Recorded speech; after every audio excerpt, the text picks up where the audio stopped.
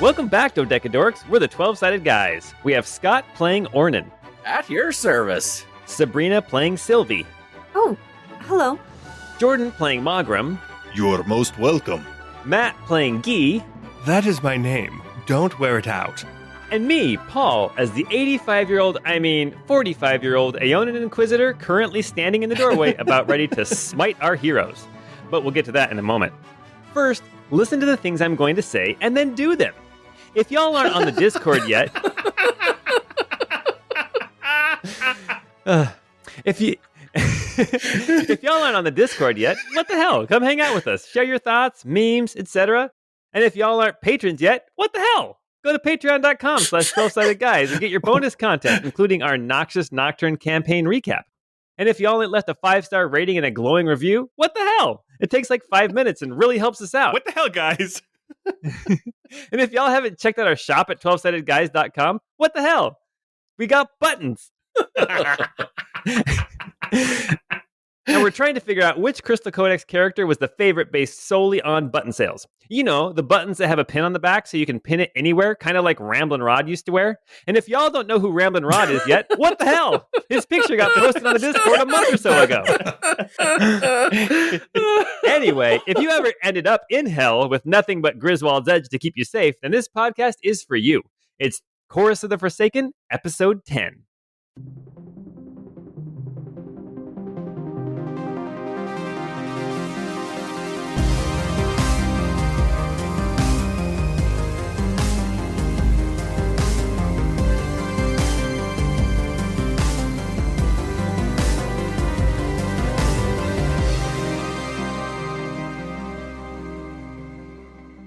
That knockback on Griswold's Edge was clutch against Diablo. Oh, yeah. Oh my goodness. I love that. Oh, yeah. It was so clutch. I remember when I watched Matt beat Diablo with Griswold's Edge, and I never made it that far because that game got hard. There were some games where I would like literally run past the butcher just so I could get a weapon with knockback, specifically even waiting until I had Griswold's Edge and then going all the way back and killing him. Wow.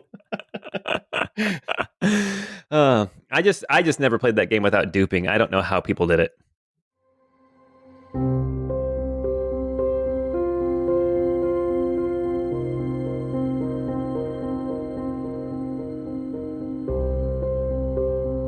Well, welcome back to Chorus of the Forsaken. Last time we were together, our heroes... Oh gosh, what happened? Are we heroes yet? I'm not sure we're heroes yet. Okay. Heroes of the taxes. And the townspeople do think that we killed the Wizard of the Woods. So I think, yeah, we're probably heroes. And we did kill a wizard, so then we're near a woods.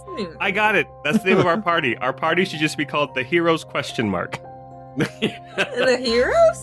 Oh gosh. Well, okay. So the hero's question. Jeez. I don't think it's going to stick. I doubt it. Wait. The last time we were together, our heroes had settled into the All the Way Inn, and they were trying to figure out what their next steps were. Guy was confronted by Calden, the son of his former girlfriend, Nalira Silvercrest. Let's call her like it is. She was my sugar mama. Yes. Anyway, he was asked by Calden to break into the safe in the basement of Silvercrest Manor, which Guy agreed to do as long as Calden would get him some thieves' tools, which he did deliver on. Then our party, our heroes ? Went to sleep and had dreams. Each of them had a dream that was different from each other, but this time Guy dreamt from the point of view of James Bartles, the halfling jester, and we witnessed James descend into madness during that little flashback. We had Ornan seeing through the eyes of Jingles, the skull on Bub's belt, and we watched Bubs venture out into a swampy land, looking up at the sky, wondering when it had gotten so dark. Mawgrim watched from the eyes of Spritz, the fairy artificer, who seemed to be building more and more protections and traps around himself to protect himself from something as he was working on an elaborate helmet. And we watched, sadly, Jib-Jab bury somebody in the woods. I think we figured out it was Badger. And then Jib-Jab ventured back out into the wild as he could sense a stronger connection to the wild.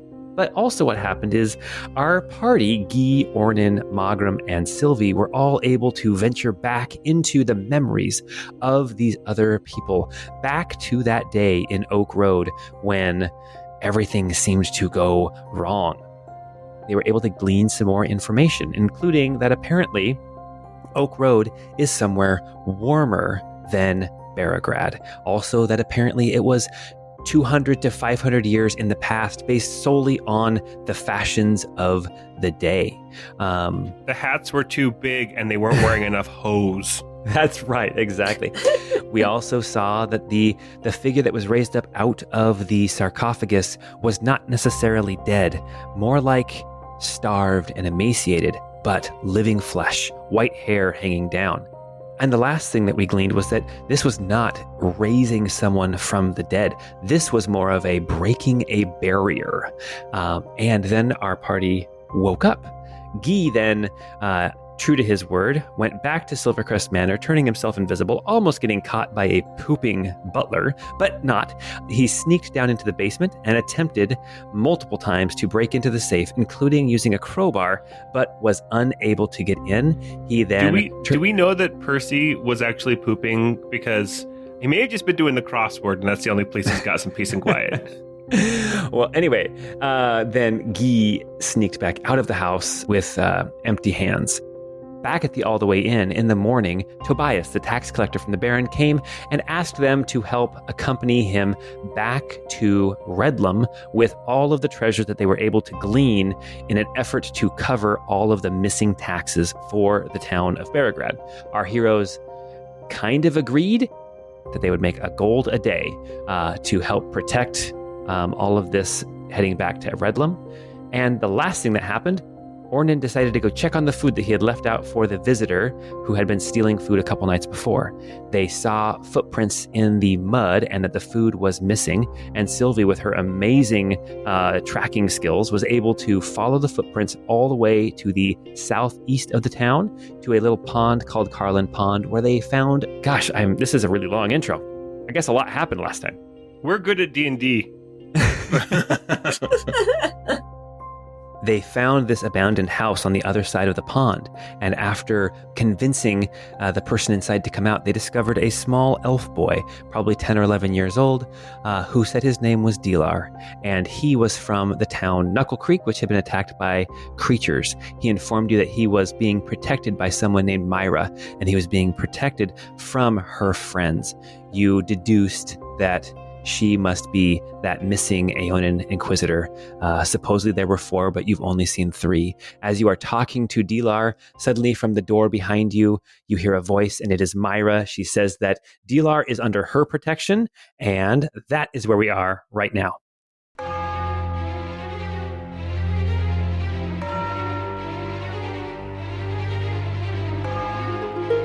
Myra is standing in the doorway with a drawn sword. What are you guys going to do? You have Dilar kind of off in this little doorway that leads into a small bedroom, but he is hugging Pranciful with all his might as you are all confronted by Myra.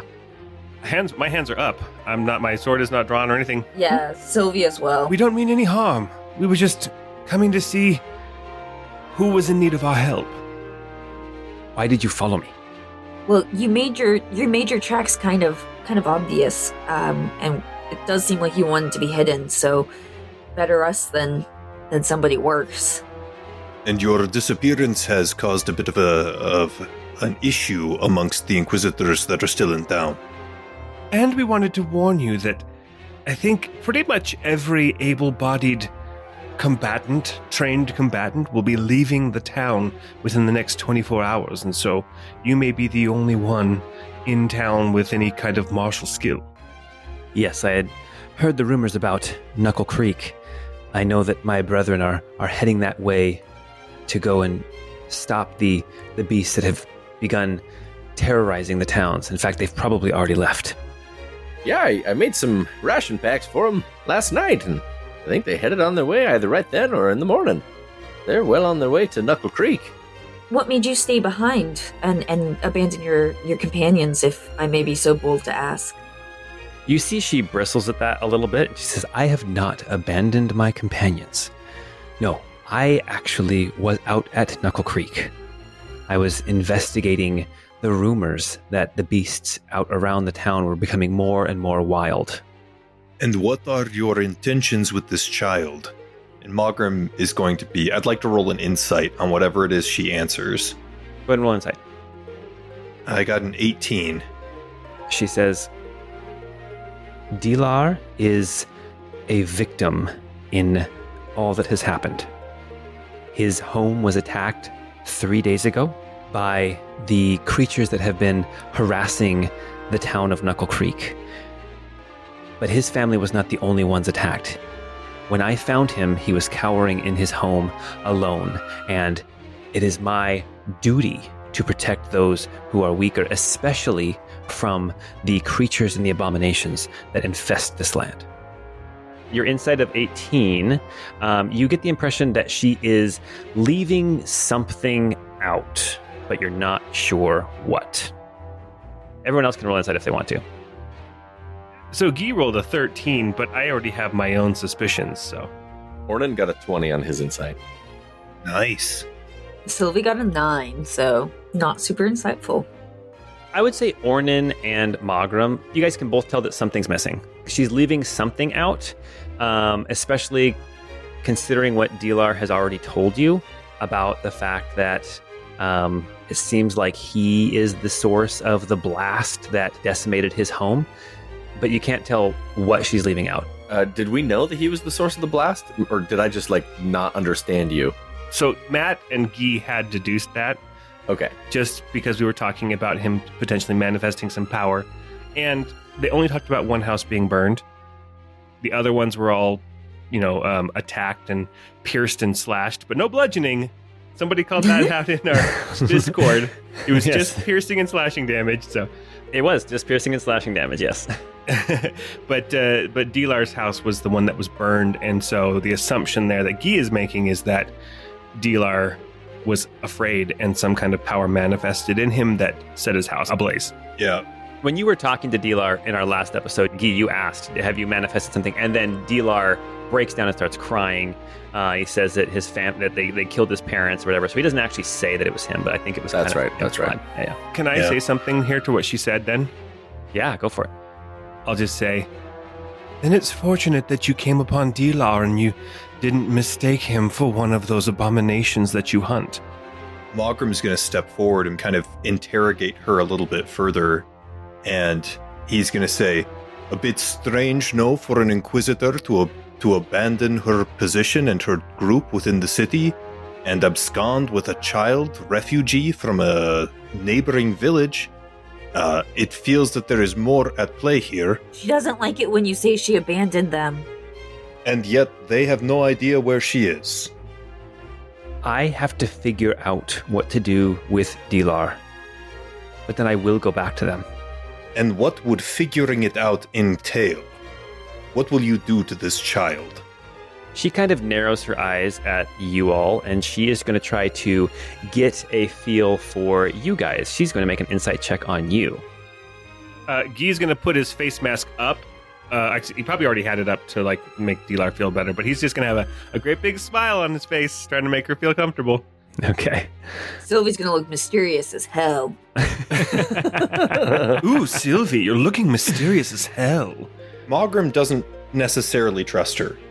He's thinking, because he's seen kind of the political intrigue within Inquisitor groups before, he thinks that she's trying to I found a wizard, I'm going to take him in and get all the glory and get a promotion or something, get the accolades for it.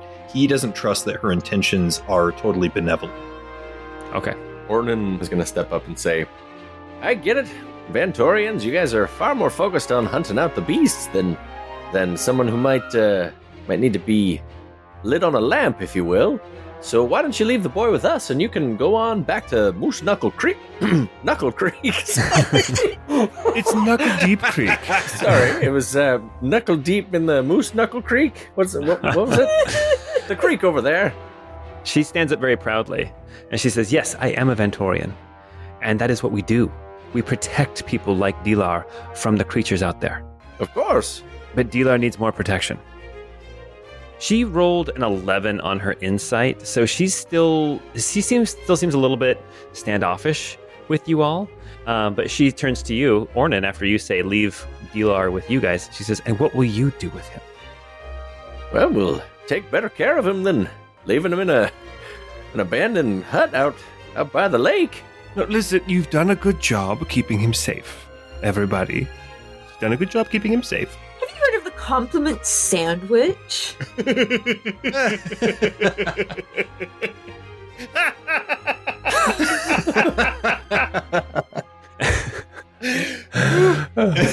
Guy is just going to say, but in all honesty, some of us have experience helping people like Dilar. Maybe you've heard the name Wilhelm Lionstorm. We were in the same trade. She rolled a history check and rolled a 5. She's like, do you say, what was his name? William Lionstorm? Wilhelm Lionstorm. It's a rad name. I would remember having heard that name. Damn it. Is that another name from your book? As you guys are talking, Dilar steps up holding Pranciful and says, Lady Myra, you said you were going to protect me from your friends.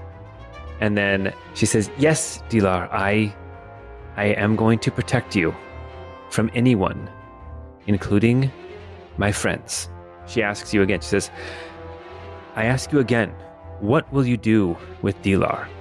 He cannot stay here. No, indeed he cannot.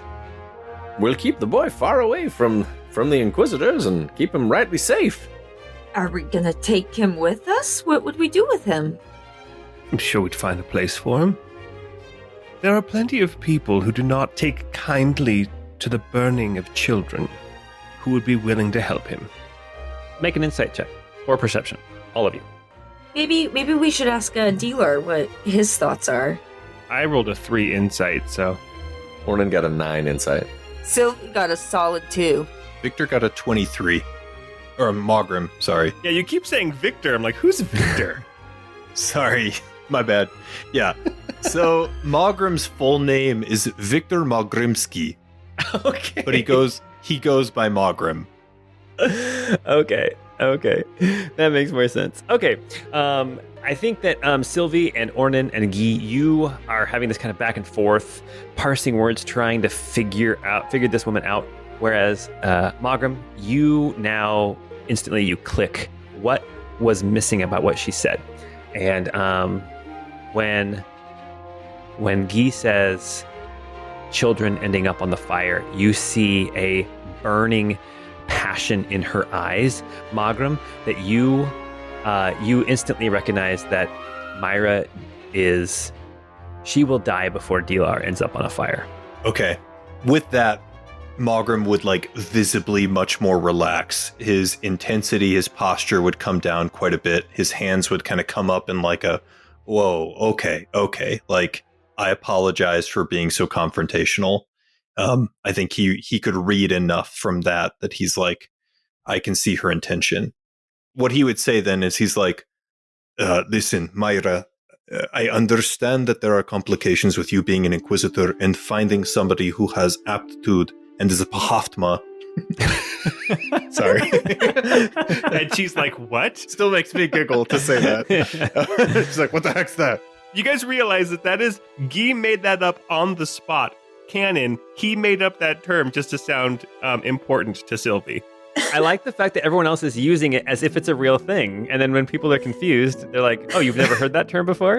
That's how language works. That's right. It totally is. It's going to catch on.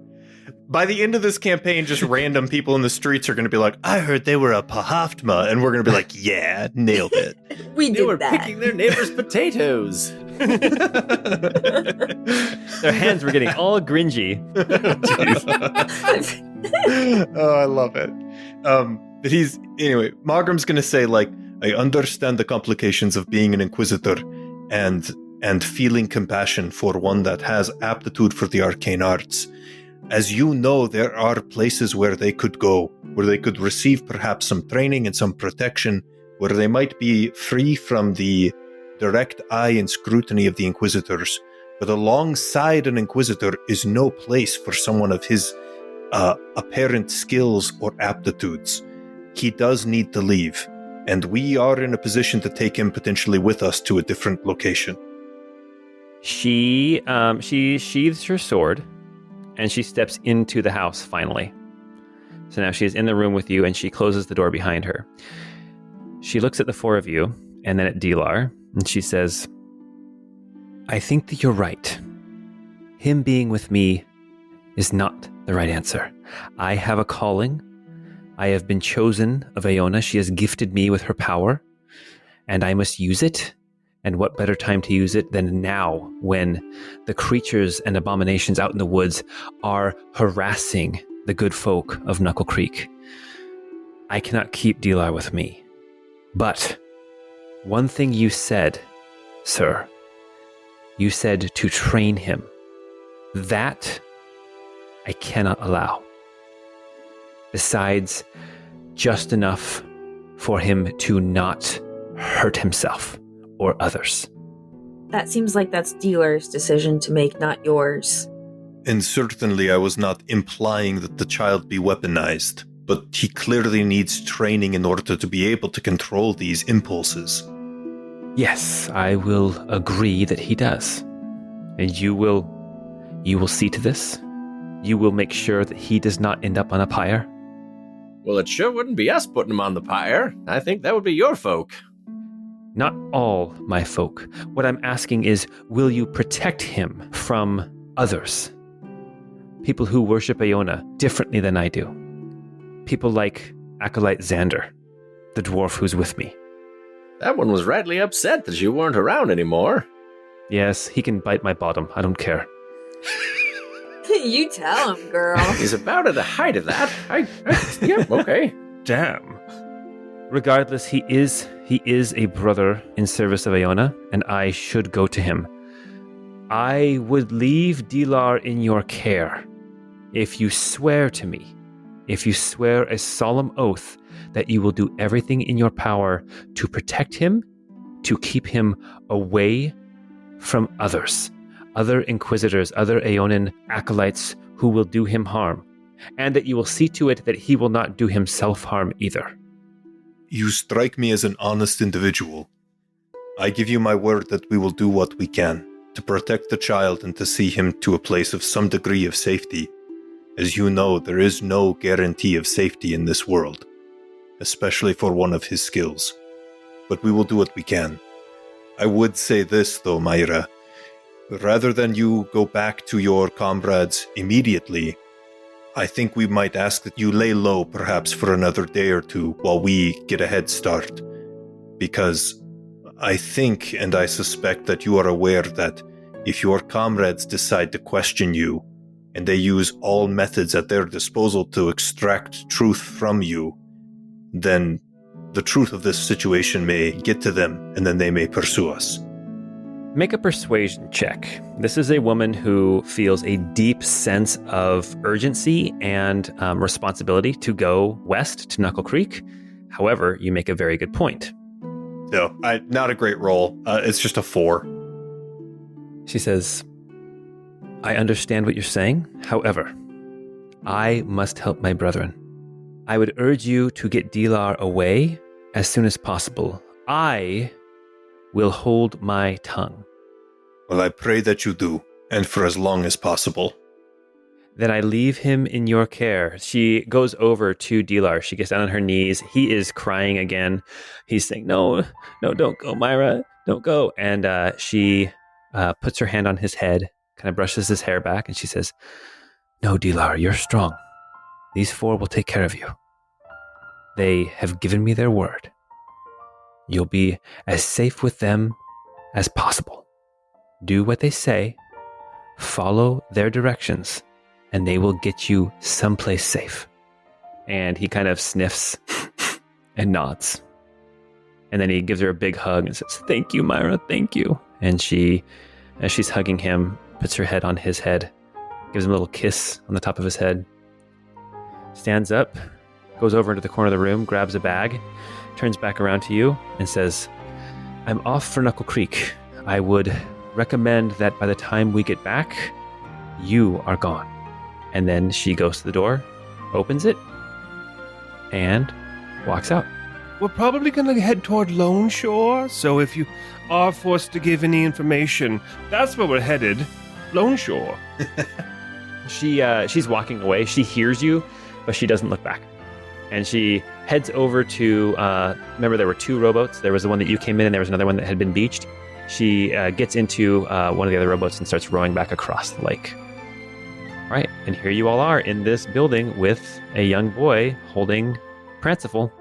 As she's kind of leaving, Cilvy will go over to Dilar and will take out of her pack. She has some paper, and she'll kind of like fold a little origami airplane and kind of like throw it at him and just kind of try to get him engaged. Yeah, okay, cool. Mawgrim will turn to the group, and he's going to say, "Guy, Ornan, Cilvy, I must apologize. I believe I have obligated us now to take care of this individual. When the wolf protects the lamb, it is only a matter of time before something terrible happens." No, it was the right thing to do. Well, we can definitely find a safe place for him. I know my family would be more than willing to take him in. Well, in the meantime, while we're traveling, I think he probably resembles me the most, so we'll say he's my nephew. I'm his uncle or something. That sounds reasonable to me. Yeah, he's already taller than me, so he couldn't be mine. Awesome. All right. Very good. So you now have this young boy. You guys all realize that having Dilar here in town could be a problem because there are people from his village, from Knuckle Creek, that are still around. Right? They've come here as kind of refugees, and they might recognize him. And that might create some questions. But you guys are all planning on leaving tomorrow, so I guess I need to know what you guys want to do today and with Dilar. Well, I've got that basement that runs from my house over to all the way in. We could abscond him in there overnight, and then when we hit the road, we can pull him out and take him with us. We could take him there right now. Hey, Dilar, have you ever wanted to be invisible? You mean like where nothing can hurt me? That's invincible? Oh, because, yeah, I want to be that. Invisible's where nothing can see you. Oh. Where nothing can see me? Mm-hmm. Oh, that sounds cool. All right. Let's head back to your house, Ornan. We can... I've got a little one that would love to play with you. The name's Kino. I'm sure the 2 of you can have some fun playing in the dirt in the basement. Okay. Okay, now, Dilar, I'm just going to trace some symbols on your forehead with my finger. Don't worry, it may tickle, but it's necessary. And I'm going to walk up to him, and I'm going to make him vanish. Show me on the doll where he touched you. Sorry. I'm so sorry. Oh, Bridge of the nose to the temples and to the hairline. That's it. Nice. All right, you guys now have an invisible elf boy carrying Pranciful. So there's a flying puppy. Pranciful's going to have to walk next to you, okay? Okay. Don't worry. He can't see you, but he can smell you. He's very good at smelling, so he knows exactly where you are. But he's the only one. Okay. All right, and I'll stay close. I'll stay close to you, right? Yeah. Okay. Let's go get in a rowboat. Okay. You guys all leave the this rundown, beat-up building and get back in the rowboat and row back across Carlin Pond to the main part of the town of Barrowgrad. Before we get back in there, I will say, now, Dilar, I know it's fun to pick up sticks and hit trees and things, but it's absolutely essential that you don't attack anything while you're invisible, okay? Okay. All right.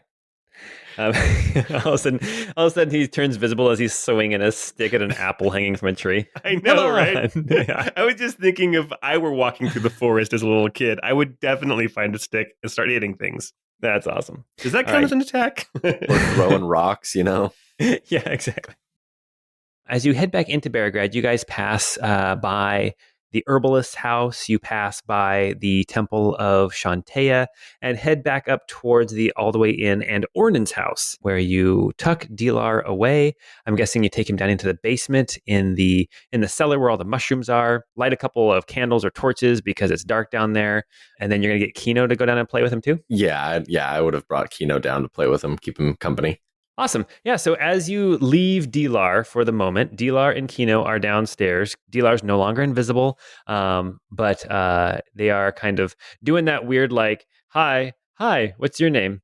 My name's Dilar. I'm Kino. Want to play? Okay. Do you like bugs? I like bugs. And then like 2 minutes later, we're best friends. Yeah, exactly. They're running through the tunnel going, hiya, hiya, go Power Rangers. I'm the Red Ranger. Whatever. Just playing as little kids do. You now are free to do whatever else you need to do for the day. Ryla needs to know that we're going to be ready to go tomorrow, so we should let her know that it's tomorrow or never. We also need to let Tobias know that it has to be tomorrow. So somebody needs to go to the castle to talk to Tobias, and then somebody else needs to talk to Ryla, probably at the inn. I call talking to Ryla. I can go and speak with Tobias. Yes, I'd quite like to see that castle again. I'll go with you. I'll stay here in the inn and work the tavern while maybe the last day I'll do it for a while. I want to say one thing. Cilvy, going back to the castle, reminded me of something. I misspoke when we were looking in the armory at the castle, and I said that she couldn't get any benefit from armor. I was technically wrong.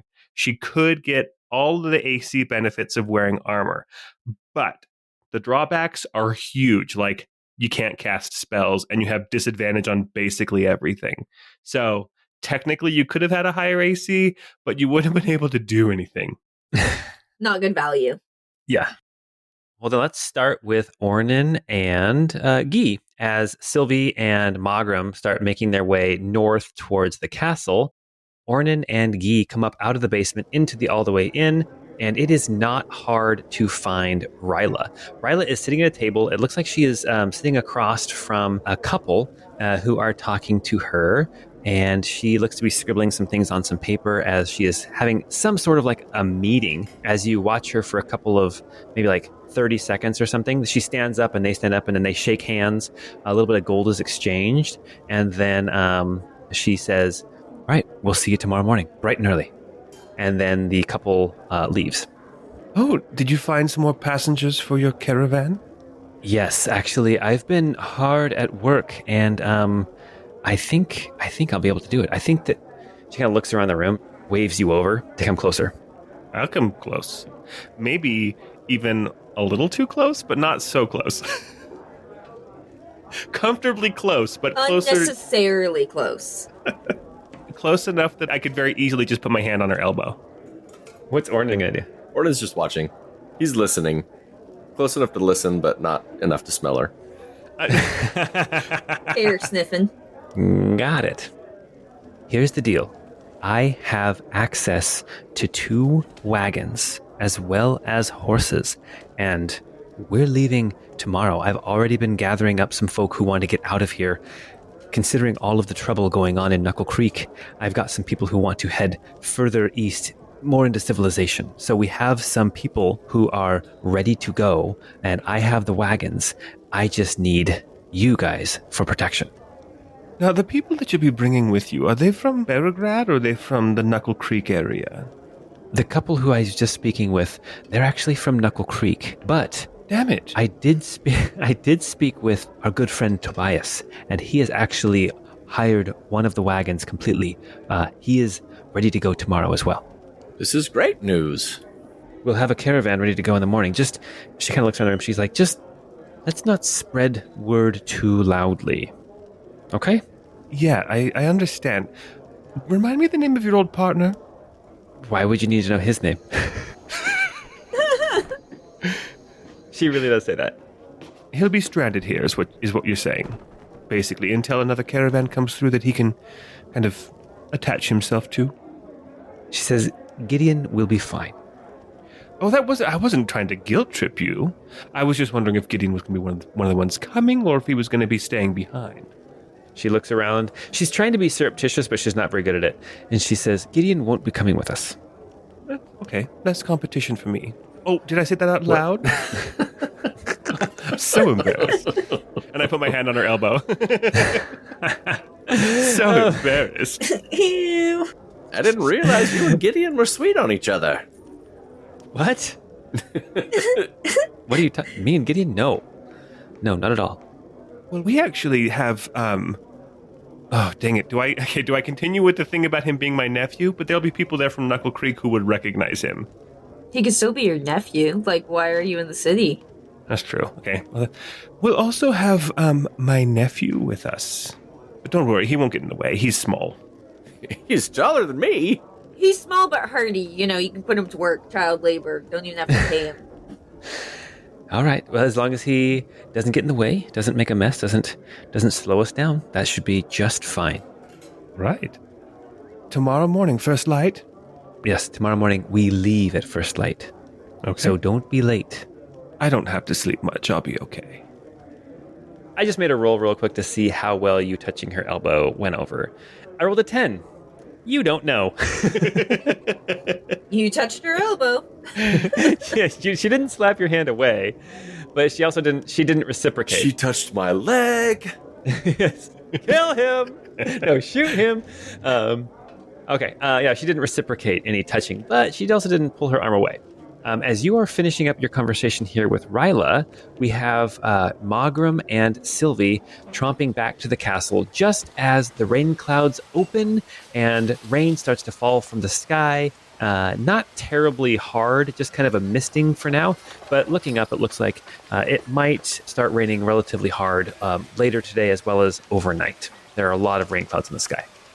You march your way north towards Grimley Castle, heading up the ramp up to the front gate, which is closed. And there you are, standing in front of the castle. Mawgrim will kind of pull up his leather coat that he wears that's now slick with the rain, and he's got his wide-brimmed leather hat that plague doctors often are seen depicted as wearing. And he will come up and bang on the castle door. It takes a moment, probably 30 seconds or so. Then you hear, you see a little window in the door open up, and you see a woman's face behind it, and you recognize the last surviving guard of the castle, a woman named Lydia. She peeks through and she says, "What do you need?" We need to speak with Tobias. Is he here? Oh, it's you. Yeah, just a minute. You hear the locks opening, and then the doors open up, and you can see again Lydia, this thin woman with dark hair like down to her shoulders. She got a short sword on one hip and a dagger on the other. She says, "Yeah, he's in the courtyard.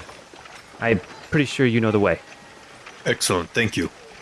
Mawgrim will just head right on in. Yeah, Cilvy will follow right behind.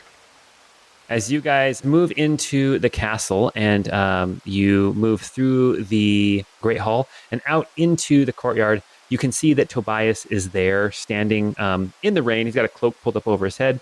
You can see he's standing there talking with Edmund, the steward of the castle. And there is a pile of crates and boxes. You can see like weapons and swords. And there's even like a suit of plate armor laying down in this pile. As you approach, you see Tobias and Edmund are looking through, keeping like some notes on a book. And you hear Tobias say, "Well, if that's everything, then that's going to have to cover it." And then he turns and sees you all coming in. He says, Mawgrim, Cilvy, what can I do for you? Tobias, it is good to see you again. I hope the accounting is going well here at the castle. Have you been able to find an ample supply of valuables? He looks back at the pile of things and he kind of bites his fingernail and says, I think this will have to do. This is what we could find. We're going to load it up into a wagon tonight, and we leave at first light with a caravan heading back to the east. This is good because we came to let you know that we will be accompanying the caravan as well to escort you back. Perfect. And a gold a day, correct? That was the agreed upon price. Yes. As you will. That sounds appropriate. And I do believe we will be having another guest with us. He's a small child, a nephew of one of our parties. I'm assuming his care can be taken care of as well. As long as he doesn't get in the way. What are you doing for the rest of the day? Resupplying primarily. Is there something that you needed? He looks at this big pile of stuff. He's like, yes, we need to load this up into a wagon. I was hoping to borrow some of your muscle. Well, I'm here. You perhaps have the two least muscly of us, but we perhaps can help for a little bit of time. Perhaps there are a few kind of key items which we can take to the caravan now. So here is what's going to happen. First off, is there anything anybody else wants to do today before nighttime? I mean, this well over here is making me want to see if there's any face spiders down there. There is a well in the middle of the courtyard. I was just thinking, if I go in the well, then I find that lady, she'll pay me like 5 rupees. At first I thought you said rubies, and then I realized you said ruppies. Ruppies, yes. Ruppies. Yes. Like puppies. So is there anything else anybody else wants to do during the rest of this day? Mawgrim was just going to try to resupply some of his own stock of things for medical bandages and other components he uses for his abilities. Okay, perfect. Yeah. That shouldn't be a problem. Ornan's finishing a letter to Kino and another one to Gemma. Okay. Ooh, to Gemma. What's it say? Ooh, I'll tell you when I write it. There is one thing, too, that Mawgrim will want to do at some point before they depart. He wants to take some time to attune to and try to identify the dagger. Okay. Yeah, not a problem. You gotta have to spend some time with it, realizing that if it is cursed, that then you will be cursed. But yes. Yeah, it's a roll of the dice, and I know that for sure. But this is a game about rolling dice, so let's do that. This is a game about rolling dice. Awesome. Okay, so you want to get some of your equipment and figure out the dagger. Ornan's writing some letters. Guy and Cilvy, what are you guys doing? Cilvy would want to talk to Dealer a little bit. Hopefully, once he's feeling a little bit more comfortable and chill, and just kind of ask him some questions about his Pahaftma status. Okay. And Guy, I know Guy has something to do tonight, but what about today during the day? So Guy would actually like to visit the Chapel of Shantea. Okay. And just to give you a heads up, Paul, in Guy's previous employment, oftentimes it was the clerics or leaders of non-Aeonin religions that tended to be more willing to harbor Pahaftmas. Okay, yes. He wants to see if their cleric would have any connections in Redlam that Guy could then try to use to get Dilar placed someplace safe. Yeah, okay. So I don't know that you would know this, but you can get the information relatively quickly. Her name is Ilara, and she is a pastoral of Shantea. And anybody who knows anything about Shantea, pastorals are kind of the lower ranking clergy. She's not like a high ranking priestess or anything, but her name is Ilara. Okay. But she may know some other, recent seminary graduates in Redlam or something. Oh, she's young. She is very, very young. In fact, I think that you guys may have even seen her in the tavern one night, just for a little bit. But yeah, she is quite young. She's maybe hopefully not drinking. I know she got carded and had to leave. You'd say she's like 19 or 20, probably. Okay, so let's go ahead and get this started.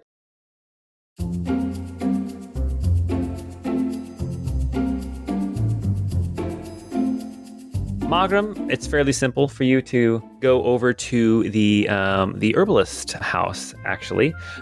So as you approach this home, it's a house that's been kind of converted. You can tell it's the herbalist because there's all kinds of weird hanging baskets with like basil and thyme, and I'm thinking like what's her name from Witcher 3?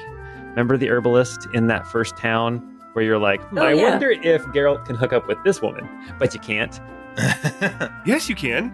Wait, you... Yeah, it's like the first person you can hook up with. Wait, what?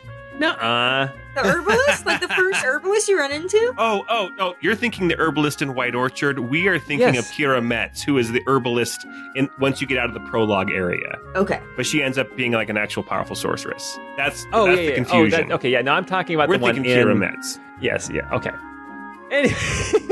Anyway, there's like little fields kind of around, little patches of ground where these unique and foreign plants are growing. They're tended very, very well. Mawgrim, you also have some ingredients that you managed to pilfer from Cassandra the Unnatural, from these strange ceremonies that she was doing. You have some of those which are potentially valuable.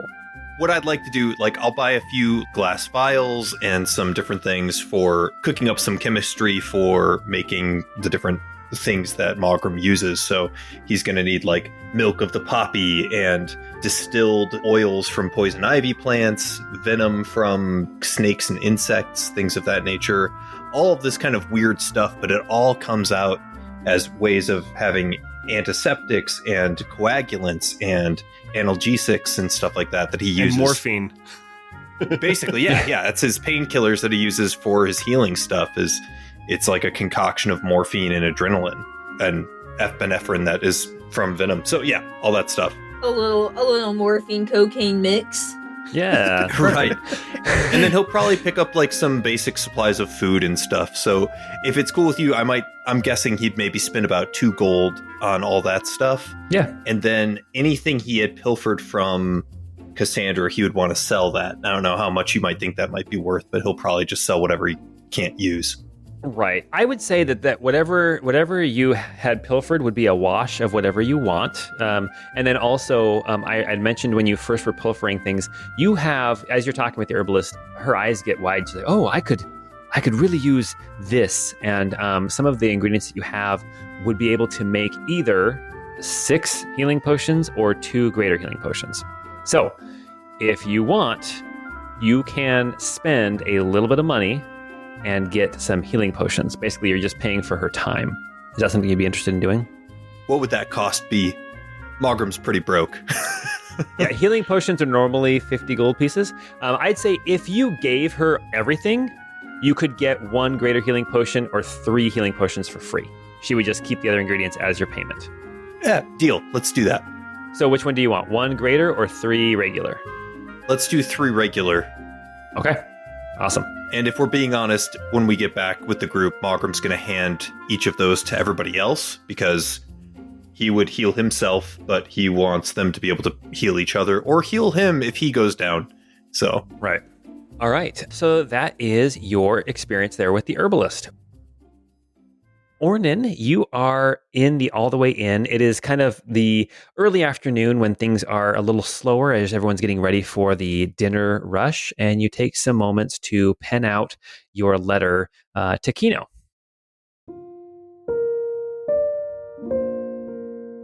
Kino, you remind me of your father every day, and the fine young man you've become would make him proud. His soul, as you know, is resting with Aona. He's watching you and your mother from afar. And I, unfortunately, will also have to watch you from afar. Circumstances have changed, and I need to take the road. I know I've told you on occasion that there's some strange things about our family, and they make it so that we don't fit in everywhere that we go.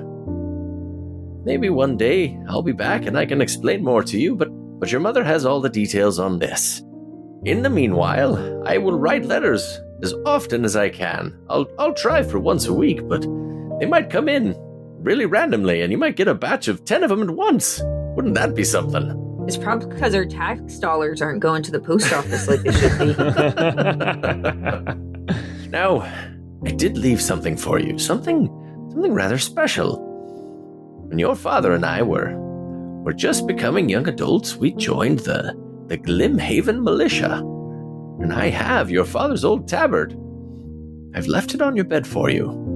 Now, you can play with it if you'd like, but you should keep that close and safe. It's a treasured thing that I was going to give you when you were just a wee bit older, but I don't know that I'll be around to give it to you then, so treasure this and think of your father and of me. And I love you, Kino. I'll be back as soon as I can. That was really sweet. All right.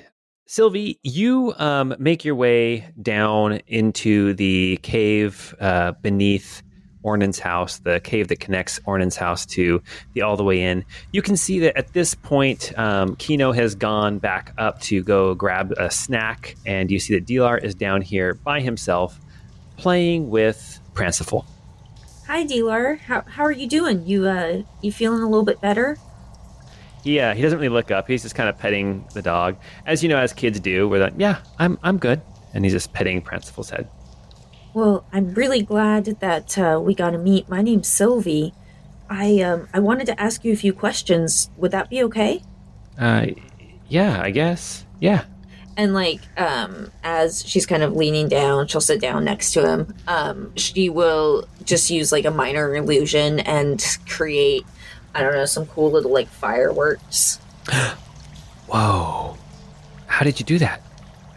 Well, I also have some pretty cool abilities like you do, and I just wanted to let you know that it's okay. I know it's kind of scary, but you're around people right now who are going to protect you, and you don't have to be afraid of your magic. I don't even know what it was. Just one second I was about to get eaten, and the next second it just a big flash of light, and then I was all alone. Oh boy, there were creatures around me, but they were dead, and I guess I did that. That's incredible. That sounds really scary. I don't know what it was. Well, if you want, we can help you. We can help you learn what that was, and maybe help you be able to do cool stuff like this. And then she'll do another cool illusion. She'll do basically like Gandalf's dragon going through the Shire, except really little. Oh, gotcha. He drops on the ground and then looks up and goes, "Aha!" when it turns into fireworks, like on the show. Let's find another one. But it's like a really bad, a really poorly done kind of stick figure. That's amazing. He's never seen anything like this. He looks at you and he's like, "But isn't this bad? I mean, we're not supposed to do this, right? Does this mean I'm a bad person?" It does not mean you're a bad person. It definitely doesn't. There are some people out there who don't like it when other people are different. And right now we do kind of have to be careful, but my family, I come from a family where people who are different are celebrated, and we use this magic for good. And you can learn to do that too. He thinks for a second. He goes, "Oh, I think I want to do that. I think I want to do that. I want to learn to do stuff for good too." Alrighty, well, I'll leave you to it for now. I just wanted to chat with you about that. I appreciate you taking the time. Okay. All right. And I'll see you later. All right. Thanks, bud. Fist bump him. He goes back to playing with Pranciful, throwing a ball and then coming back with a bag full of a human bone for some reason. Wait, we already did that joke. Never mind. We've already done that joke. I saw this and I thought of you. Geez, you give me a skull. All right. Awesome. And then, Guy, what are you up to then with the rest of your day? So Guy's going to head over to the Chapel of Shantea. Okay. And just kind of go in the front doors and look around to see if he can see this pastoral.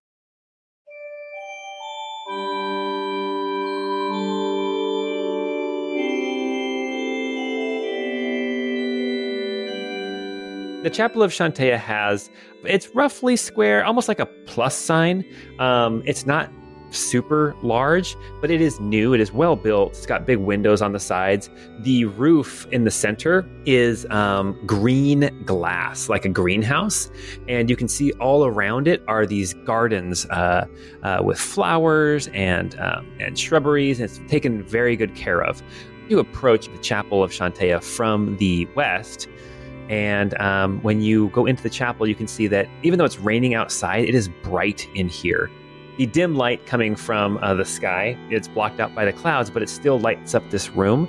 And you can see that in the center, there is kind of this garden plot. You can see like cauliflower and grapes and beans and different things growing here in the center. You see a couple people just milling about, and you can see that at the south end, there is this statue of Shantea, and standing behind this altar, working on some of the plants and shrubberies around this statue, you see this young woman who you have seen around picking some weeds out of this flower bed. She's wearing simple robes of like brown and like a green cloak over it. But she sees you come in. She says, welcome to the Chapel of Shantea. How can I be of service? Yeah, I'll approach her and I'll say, well, hello, I don't think we've formally met before, but my name is Guy, and I was hoping you could help me. Okay. Sure. What is it you need? Do you need some food? Oh, no, I have plenty. Thank you very much, though. So, out of earshot of other people, I'm going to attempt to use some thieves' cant phrasing that maybe has worked in the past, but I'll say, I'm on my way to Redlum, and I will have some clothing to donate to a charity there, and I was wondering if there were any that you could recommend. If you knew anybody in town, I'll have shoes and socks and pants and shirts. And that is like a code for an entire person. Okay. And so if she is at all in the know, then she would pick up on what I'm putting down. Got it. She is very young, and so I think that you are a little bit unsure if she would have even the experience to know what you're talking about. However, you have had experience in the past with specific, acolytes, priests of Shantea. You know that they generally want to be helpful, and as you are speaking with this young woman, you start to talk, and she's listening, and then you see her brow furrow a little bit, and then she nods, and she says, "Yes, I think I do know of someone who might be able to help you.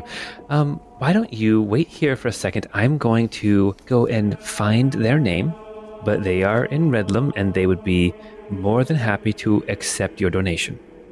That would be wonderful. Thank you. Oh, and by the way, I love your plants. Thank you so much. I spend a lot of time on them, spreading manure and the like, as she shakes your hand. And then as she leaves, I just look at one of the other congregants here and I'll say, isn't she just the cutest? The other two congregants are both men, and they both look at you and they go, uh-huh. Like, one of them is big goofy random guy. Oh, yes. Random Yes. Man. Random man. And then the other, there is like a halfling man in The here as listeners well. need to know that Random Man is like missing 3 teeth.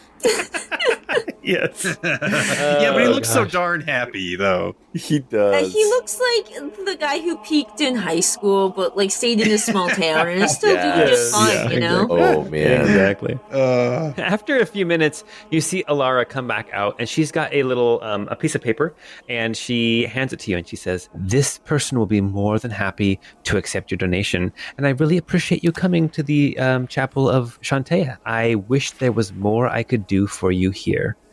Well, I am staying at the All the Way Inn if you wanted to grab a drink or something. She I'll puts be her hand leaving on your tomorrow, shoulder. so there's just this one day. You're the one who speaks thieves' cant. She's telling you that's all she can do for you. There's nothing else she can do here for your specific predicament. But she does have somebody you can meet. And she puts her hand on your shoulder and I she... don't think that's the predicament he's talking about, dude. I know it's I not. effortlessly and smoothly transitioned into flirtation. I'm very She's- good at it. She says, "Have a blessed day, and may Shantea's bounty fill your soul." And then she's going to go back to the little gardens, plucking out weeds. As I head back to the All the Way Inn, I'll be like, I didn't realize that the pastorals of Shantea were nuns. Because that's obviously the only explanation for why she would not be Get interested. out of here. Oh my gosh. All right. Well, we are going to fast forward a little bit through the rest of the day. Now that you guys have all kind of done your things for the day. we'll say at this point, out in front of the castle, there is a wagon that is loaded up. It's a carriage. It's full of boxes and crates, and things are strapped to the roof. And you can see that Gardenia is out there kind of keeping a watch throughout the night to make sure nobody pilfers anything in the night. You guys have all had dinner. Ryla goes to bed, but before she goes to bed, she tells you all, remember, we leave at first light, so be ready. Did you need me to drive one of the carriages? If you could, that would be fantastic. Thank you. I'm very good at it. I'm sure you're very good with your hands. And then she goes up to bed. Yes. If there's nothing else anybody wants to do, Sublime. we will go to a little midnight mission. Ooh.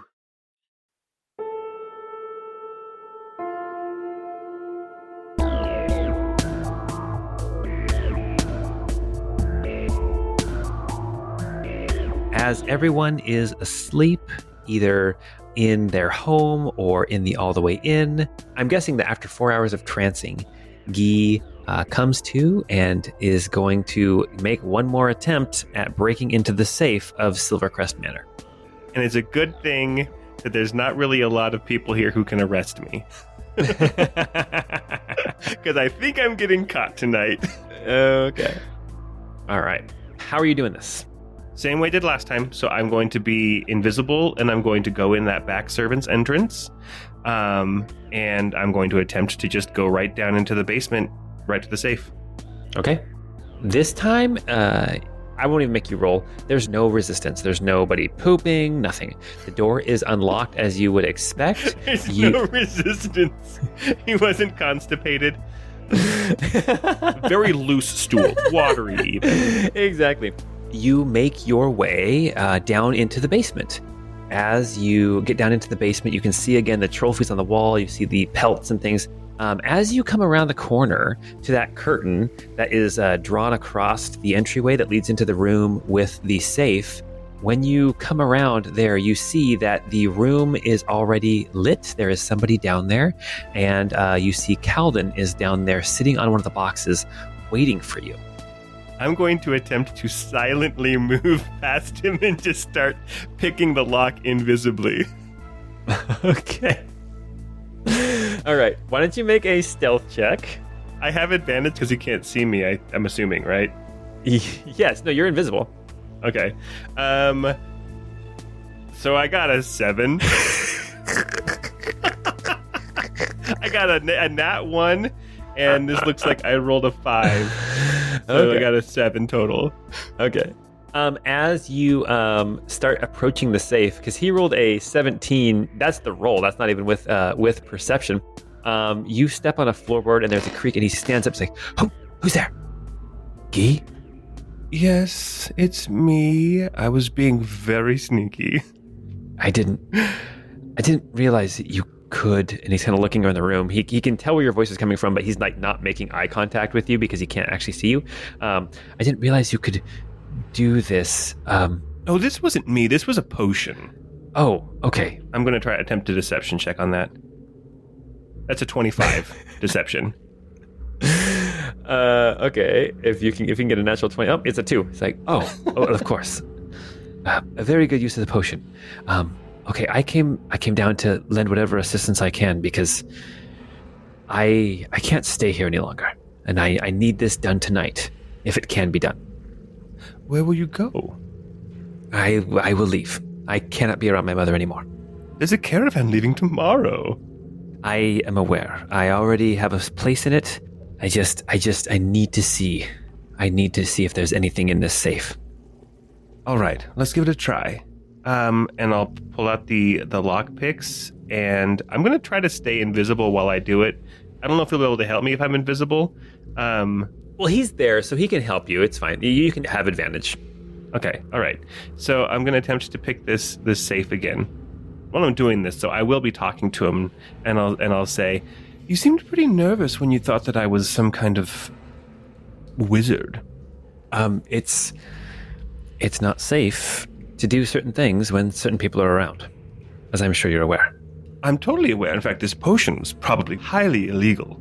Yes, well, I appreciate you using such a valuable asset to help me. Thank you.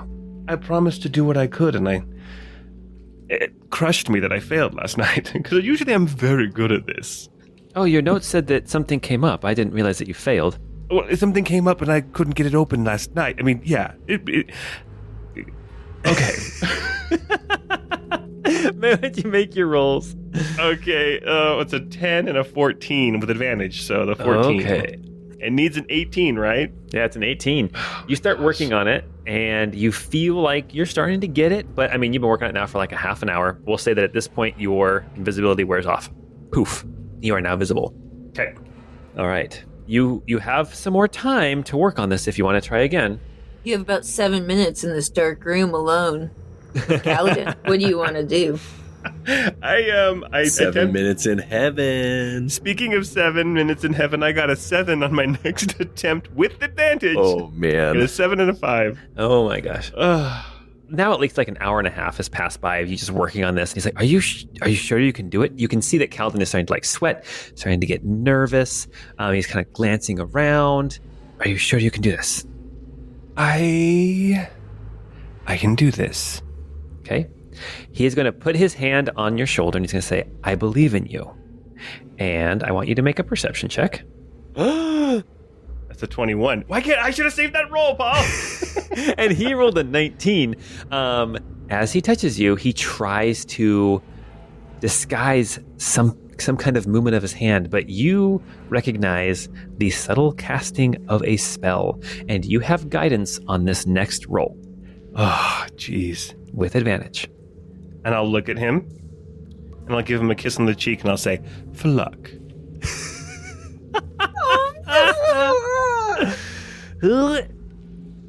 Oh, okay.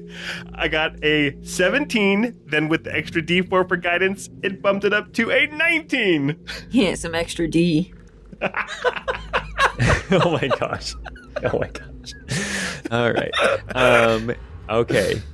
As you are working on this lock, the kiss or the spell or something, Kaladin is convinced that you did not notice that he cast a spell on you. You gave him a kiss, and you hear that click, and then the door shifts in place. You know that it is now open, and you can open it. And then I do the big wheel vault thing and spin it and open it up, and I'll say, voila. And he goes, I can't believe it's open. And as you open the safe and you look in... Dexterity save? No. Okay. You see that the safe, which is, it's about, from the ground up, it's about to your chest, right? You see that the door opens and there is nothing inside of the safe. In fact, there is not even a back wall to the safe. There is a passageway in the back of this safe. Kaladin steps around you and looks in past you. What is this?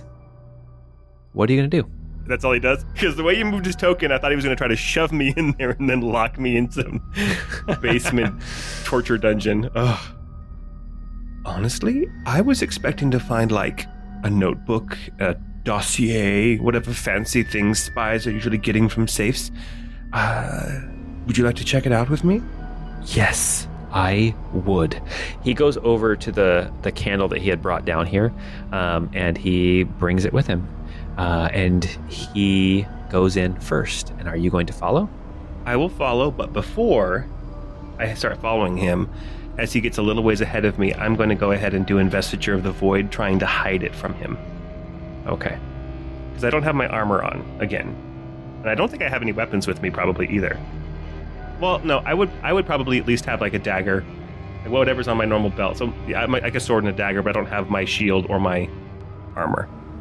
Okay. All right. No shield or armor. Very good. Okay.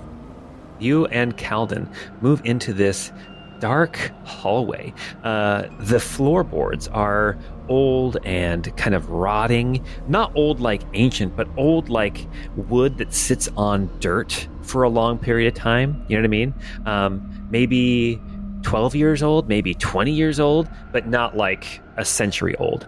Okay.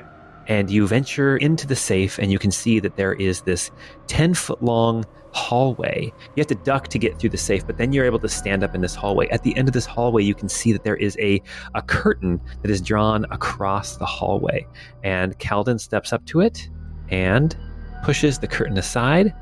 And as you look past him, you can see behind him there is this like 25-foot by 25-foot room. It has some big beams holding up the ceiling, which is about 8 feet up. You can see that there are some shelves and some old candles and things. There's something also on the far end of the room at the other side of the entrance, and Calden moves in and starts looking around the room. I will follow. I'm seeing some things on the map here that you haven't described yet that are making me very uncomfortable. Correct. Why don't you make a perception check? That's a 6. So what you notice is as you step in, you can smell like something unpleasant. It smells like a latrine. It smells kind of sewagey down here. You can see that there's these shelves. They have pots and urns and vases and stuff on the shelves on the east wall and on the west wall. You also see that there is a door on the eastern wall and a door on the western wall. And at the far end of the room, you can see that there is some kind of an altar or like a plinth of some kind. You see a little bench with a cushion on it that's like right about shin height to maybe kneel on. And then in front of that bench, there is an altar. And what I want you to do is make a religion or arcana check. Oof, I am bad at both. Let's go ahead and do religion. It's a 9. You recognize definitely some sort of religious rite, ritual going on down here. I'll just tell you what you see, but you don't know who this is to.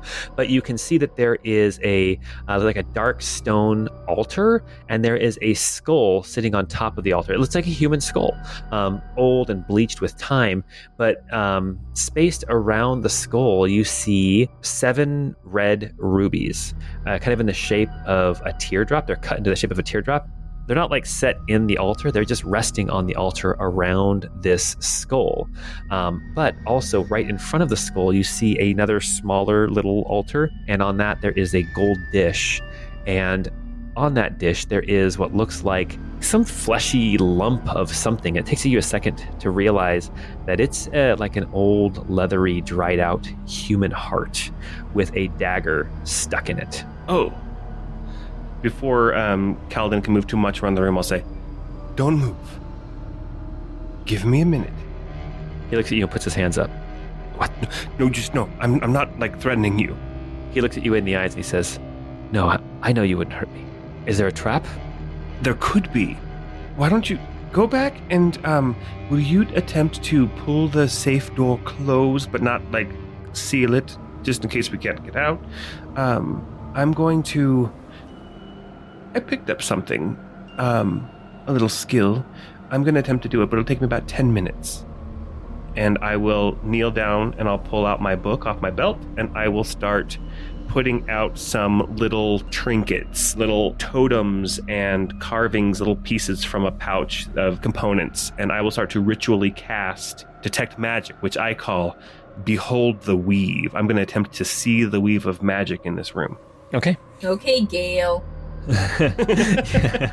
You start working on this ritual. Calden goes and he pulls the door so it's ajar, but it's not totally shut. And then he comes back and he watches what you're doing. Totally quietly, just kind of watching your movements with interest. After 10 minutes, your spell of Detect Magic goes up, and you don't detect any magic in this room. Oh, really? Yes. The dagger appears to be mundane. It is jagged and it's flamboyant, as in like, it looks like something you'd see in a Bud K catalog almost. Yeah. But it is definitely a dagger. It's not like a showpiece or something like that. Mm-hmm. But it's also not magical. And as you kind of approach the altar, the skull is not magic. The rubies are not magic, but the rubies look expensive. Yeah. Calden steps forward and he starts looking at the altar. He's like, what do you think this means? It looks like it's some kind of a prayer or a worship. I don't know if it's an attempt to evoke anything. Honestly, that is not my forte. My forte is obviously safecracking.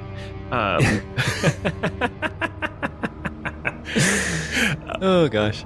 So maybe we should look to see what's in these other 2 rooms, and then you can decide what you want to do. Those rubies, though, might fetch a very good price if you were to take them with you. He steps up and he kind of looks at the altar and he says, whatever this is, it does not look good. And he takes the rubies and he pulls them all off and puts them into a pouch. All right. Left or right? I leave it up to you. Left. You head over to the door on the western wall. You open that door, and in there you see that there is like a 15-foot by 15-foot room. It appears that there is a door in that room. There's a door on the north side of the room. There is also a ladder going up to a hatch in the ceiling. And on the south wall, it looks like there is an old dresser, an old like cupboard of some kind that is just chilling in this room. So the door you came in, a door on the north wall, a ladder going up, and then a cupboard. Make a perception check. I feel like I should have my friends here. I got an 11. All right. Okay. Calden follows you into the room. Mawgrim, at this point, you are sleeping. Ornan, you are sleeping. Cilvy, you are fast asleep. Back to Guy. We're doing this in initiative order. Yeah. I'd like us to do that for every round. I'm going to use my action to roll over to my left side. That's awesome. All right. Okay. Calden moves into the room with you. Guy, what are you going to do in here? I'm trying to figure out where in the house this ladder would lead up to. Okay. With your basic understanding, this ladder would probably lead up to, if not behind the kitchen, then there's a little copse of trees out behind the house, maybe out there, or maybe into like the carriage house, like a stable, but just for like one carriage, one wagon, that it very well could lead into there, like somewhere there, not back up into the house though. You're pretty sure that you're too far north to be under the house anymore. Okay, all right, so we have a way out. Okay, I'll quickly look in what's in this cupboard. Guy, you open the cupboard. Inside, you see an orderly stack of clothing.